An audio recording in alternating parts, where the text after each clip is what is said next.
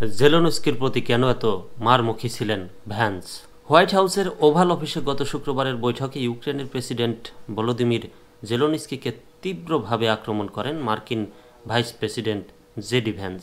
এ ঘটনা প্রমাণ করে ভ্যান্স তার কিছু পূর্বসূরির মতো নিজেকে লোকচক্ষুর অন্তরালে না রেখে একজন আক্রমণকারীর ভূমিকা নিতে নির্ভীক। হোয়াইট হাউসের বৈঠকে জেলেনস্কির উপর আক্রমণে নেতৃত্ব দিয়েছেন ভ্যান্স।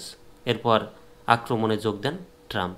বৈঠকটি ততক্ষণ সৌহার্দ্যপূর্ণ ছিল যতক্ষণ ভ্যান্স ইউক্রেন রাশিয়া যুদ্ধের কূটনৈতিক সমাধানের জন্য মার্কিন প্রেসিডেন্টের প্রশংসার প্রসঙ্গ তোলেন। জবাবে জেলেনস্কি বলেন, জেডি কি ধরনের কূটনীতির কথা আপনি বলছেন? ওয়াশিংটন মস্কোর মধ্যে সরাসরি আলোচনার সমালোচক জেলেনস্কি আরও বলেন, আপনি কি বলতে চান? জবাবে ইউক্রেনীয় নেতাকে কড়াভাবে ভ্যান্স বলেন, আমি এমন কূটনীতির কথা বলছি যা আপনার দেশ ধ্বংসের ইতি ঘটাতে চলেছে। ভ্যান্স আরও বলেন, জনাব প্রেসিডেন্ট, সম্মানের সঙ্গে বলছি, আমি মনে করি আমেরিকান গণমাধ্যমের সামনে এই বিরোধিতার চেষ্টার জন্য ওভাল অফিসে আসা আপনার জন্য অসম্মানজনক। 2024 সালের মার্কিন প্রেসিডেন্ট নির্বাচনের সময় ডেমোক্র্যাটদের পক্ষে প্রচার চালানোর অভিযোগও জেলেনস্কির বিরুদ্ধে আনেন ভ্যান্স। নির্বাচনের ক্ষেত্রে গুরুত্বপূর্ণ দুদুল্যম্যান অঙ্গরাজ্য পেনসিলভিয়ায় একটি অস্ত্র কারখানা গত সেপ্টেম্বরে পরিদর্শন করেছিলেন ইউক্রেনীয় নেতা। তখন তিনি হোয়াইট হাউসে গিয়ে ট্রাম্পের নির্বাচনী প্রতিদ্বন্দ্বী তৎকালীন মার্কিন ভাইস প্রেসিডেন্ট কমলা হ্যারিসের সঙ্গে সাক্ষাৎ করেছিলেন।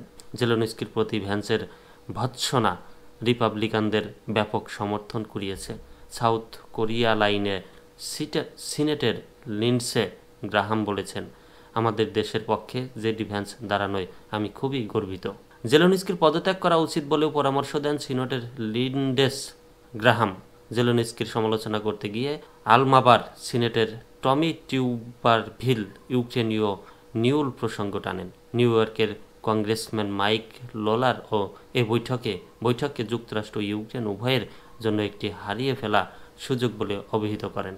একজন সফররত রাষ্ট্রপ্রধানের উপর ভ্যান্স যে আক্রমণটা করলেন তা একজন মার্কিন ভাইস প্রেসিডেন্টের বৈশিষ্ট্যের সঙ্গে যায় না। কেউ মার্কিন ভাইস প্রেসিডেন্ট হওয়ার আগে থাকেন প্রেসিডেন্টের প্রার্থী রানিং মেট হিসেবে তার কাজ প্রেসিডেন্ট প্রার্থীকে নির্বাচনে জয়ী করতে সাহায্য করা, আর ভাইস প্রেসিডেন্ট হওয়ার পর তার কাজ হয় প্রেসিডেন্টের পাশে চুপচাপ বসে থাকা।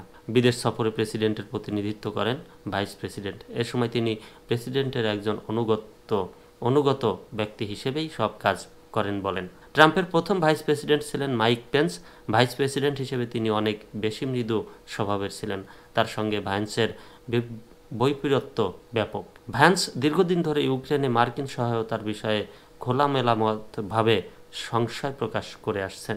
2022 সালে ভ্যান্স যুক্তরাষ্ট্রের ওহিও থেকে সিনেটর হওয়ার জন্য প্রতিদ্বন্দ্বিতা করেছিলেন। তখন তিনি একটি পডকাস্টে বলেছিলেন, ইউক্রেনের সঙ্গে কী ঘটছে তা নিয়ে তিনি সত্যি চিন্তা করেন না।